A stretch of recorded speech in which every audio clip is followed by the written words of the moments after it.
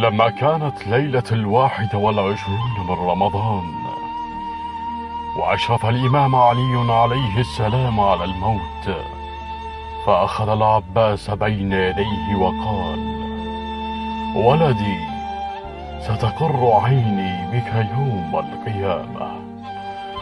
فالسلام عليك يا قطيع الكفين،